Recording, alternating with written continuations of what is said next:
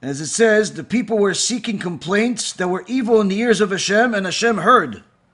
And his wrath flared, and a fire burned against them, and it consumed the edge of the camp. And the people cried out to Moshe, and Moshe prayed to Hashem, and the fire sank. They complained.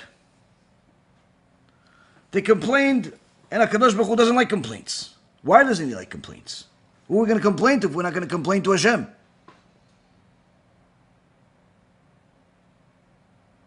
We're going to learn that from the second time they complained, right after. It says the rabble that was among them cultivated a craving, and the children of Yisrael also wept once more, saying, "Who will feed us meat?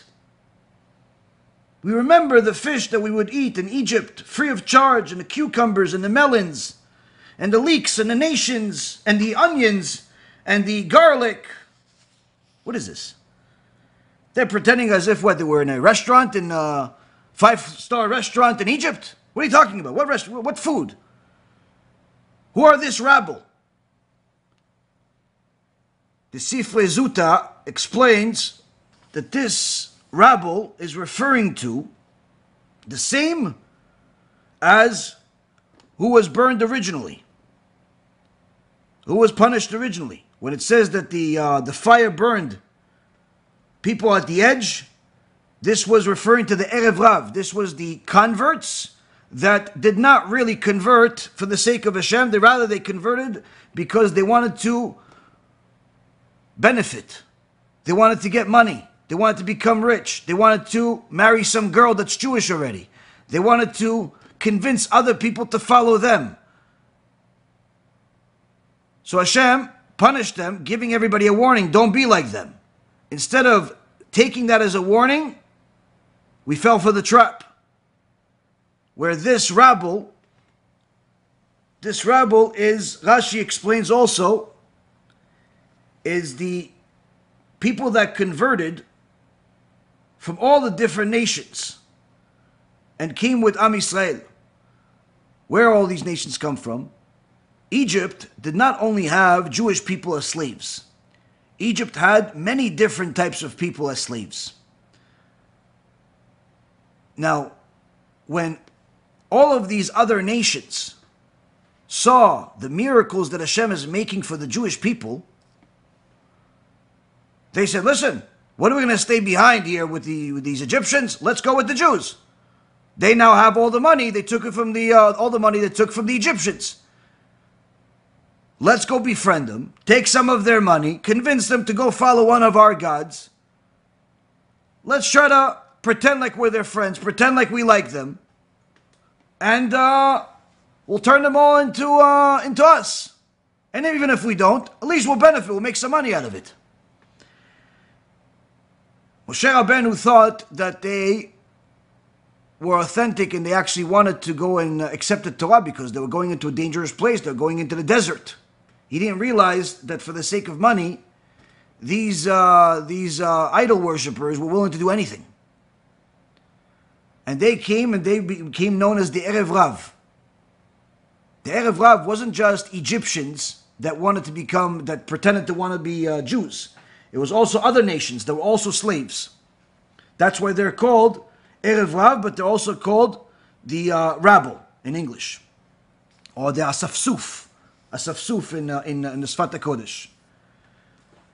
Asafsuf meaning that they were La'asof means to gather. So Asafsuf is like the ones that were gathered from multiple different types of nations. Now these rabble made a request, and then it says that Israel wept again. What does it mean they made a request? They started talking to the Jewish people, saying, listen, what are we doing here in the desert? Why are we here? For this manna? What do we need this manna for? Look, I have to go to the manna. I have to walk 2 miles just to go get some manna. In Egypt, I only had to go 2-3 doors down to get some food. In Egypt, don't you remember one time the Egyptians gave us a melon before they killed that other guy? But anyway, forget about the killing. You know, they gave us some melons. And remember they gave us a fish one time? And remember all those things? Here, look, I have to go, wake up in the morning. Some of these rabbis, they have their manna right next to them. I have to go travel 2 hours. Now, of course, the real reason why he has to travel 2 hours to go get his manna is because he's wicked. As the Gemara in Masechet Shabbat says, the manna wasn't just a spiritual, wasn't just a food. It was literally a spiritual proof machine, where it told every single person where they stand, if they are wicked or they're righteous. If they're righteous, then the manna comes down right next door to the door, the entrance of the person's house, his tent. If he's wicked, he has to go travel for it. The more wicked he is, the more he has to travel for it. Furthermore, the righteous people could just take the manna, it came to them ready. They just take it, they bite it, whatever flavor they want, that's how it tastes. First bite, they want a ice cream, that's how it tastes.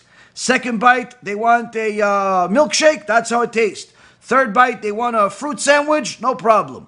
Fourth bite, they want some type of a cream cheese, okay too. After that, they want steak, also. Literally, every single bite can be a different taste.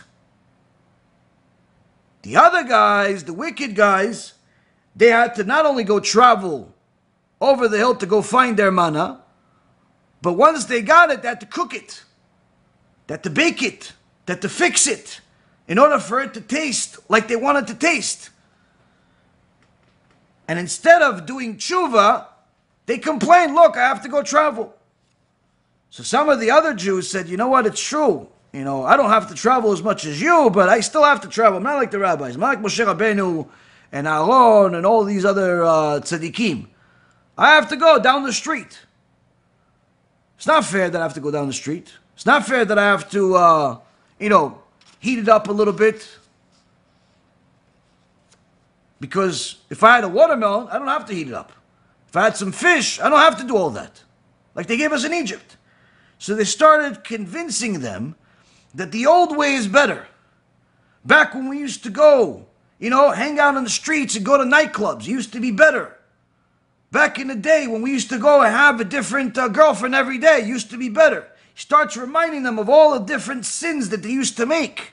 And one of the worst things that a person can do, worst things, is enjoy the sin after they've done the tshuva. Meaning, many times people don't realize that the most critical part of doing tshuva is not just stopping the sin, not just saying, I'm sorry that I've made the sin, Hashem, but actually regretting it. Many times you have people start keeping mitzvot, they start keeping Shabbat, they start keeping kosher, they start keeping, some of the basics, they go to shul, but anytime they see some of their friends, anytime they see some of their colleagues, and they have some time to reminisce, they reminisce about the past when they used to make sins. They used to go to nightclubs, they used to go to concert, they used to have all these different types of girlfriends and boyfriends. And they laugh about it, they say, oh yeah, the good old times. You don't realize what you just did.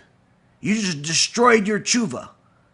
You just destroyed your tshuva to such an extent that you've put yourself in the same place that you were before you did tshuva.